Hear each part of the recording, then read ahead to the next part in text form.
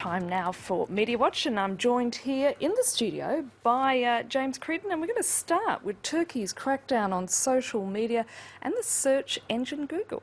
That's right, of course, as the Turkish Premier is visiting Iran.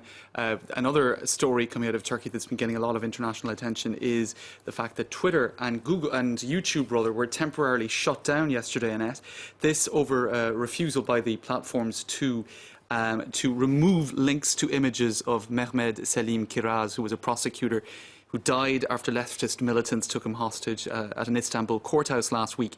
So, well, the Turkish authorities said, take this material off your platforms. Twitter has a long history of resisting any form of what it considers censorship, and it refused. But, well, I suppose when the going got tough, they had to bow to the will of the Turkish authorities. And indeed, Google was at the centre of similar type questions today. You can see in this headline in the New York Times, Google removes links to images of slain prosecutor in Turkey. So search engines too, such as Google, having to comply. Now, I'll just show you some reactions to that, Annette. When will Google be banned? It was the second most popular search, well, on Google yesterday. I suppose some people are concerned that they might soon not be searching anything of that variety on that particular search engine. Turkey comes fourth on Google suggestions for Twitter ban after China, Vietnam and Iran. A great accomplishment, says one Turkish Twitter user, I imagine tongue firmly in cheek. This was also, I think, an ironic element doing the rounds of social media. VPN, of course, is what allows you to get around a firewall. So if people wanted to still use Twitter under a Turkish ban, they would use a VPN. Pro-Turkish government banner, I don't use a VPN because I'm Muslim. Now, I think that was I suppose pointing a finger at the nationalist base that generally supports Mr. Erdogan's policies.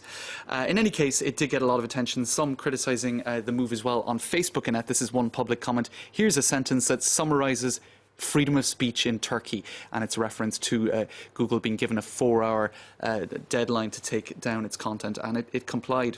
So a lot of stuff like that, and withholding information is the essence of tyranny, goes one quote put up on social media. Control of the flow of information is the tool of dictatorship. I think that's pretty critical of Mr. Erdogan, and that image, I think, says it all. But I was going to say, his opposition to social media is nothing new, is it, James? That's right, indeed. Several people linking to stories going back to the summer of 2013, when there were the massive protests in the centre of Istanbul in Taksim Square, when he said at the time, social media and the opposition is to blame for these protests. So indeed, the role social media played in gathering people in central Istanbul was something that he very much pointed the finger of blame at. And here are quotes pulled together by Mashable.com. You can see there quotes that he's made about social media in the past. Twitter mwitter, I suppose you could say that's a bit like Twitter schmitter, but same idea. We won't allow the people to be devoured by YouTube, Facebook or others. You will not leave this nation at the mercy of YouTube and Facebook. It's a common theme. Yes, well, staying with Turkey, the Financial Times has a piece today about how this crackdown might sort of fit in a bid to shore up the nationalists' vote ahead of June's election. That's right. Financial Times trying to put this all in context, and from their point of view, this is part of a broader charge against foreign, mainly Western and sometimes Jewish foes, which are portrayed as a collective mastermind behind many of the country's problems. And two examples given in the Financial Times. Two pro-government newspapers this past weekend asserted that Germany's secret service might have been in some way involved in the recent hostage-taking and killing of the prosecutor. So there's a lot of anti-Western, I suppose, theories doing the rounds.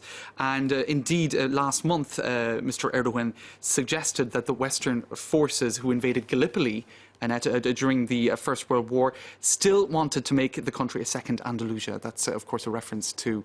And we're coming up to the 100th anniversary, actually, at the end of this month. That's right. So Gallipoli. Certainly those themes are being played up by Recep Erdogan. Now, finally, a sort of change of pace story slightly. From the United States Yes. about the trials of sharing your name with a celebrity. That's right. All the Annette Youngs out there, for example, having a very tough time. I have been told about a certain Norwegian a Norwegian actress. Annette Young. Interesting. I won't say what she does, but Okay. All right. she does apparently act in videos that one normally wouldn't see on Oh, I mainstream see. Right. Television. Googling Annette Young must be an interesting for anyone who wants to check that out. In any case, this is Humans of New York, Honey. It's a well-known Facebook and now, well, it's a website now. It's gone totally viral. And this little girl here you pictured her name is actually I think it's Beyonce Knowles. Now, she found that a little bit upsetting. She said when roll call comes out in school, it's a source of giggles and general embarrassment for her. And, well, the post went viral. It was shared about 20,000 times, probably more now. Bridget Jones chimed in. She said, if I had $1 for every time someone asked me about my diary. There was also Serena Williams saying, girl, you don't know how many people ask me if I play tennis. So you can see here, it's not the Serena Williams we're most used to. There was even a Jane Bond, there you go, who has to check in using her boyfriend's name on occasion. So I think it illustrated the general woes that people who share a famous Is there another James Creedon? There is, actually. I think he's a state politician in the US. Oh, well. But anyway, do we have time for one more example? Or Yes, All do. right, well, this is the flip side.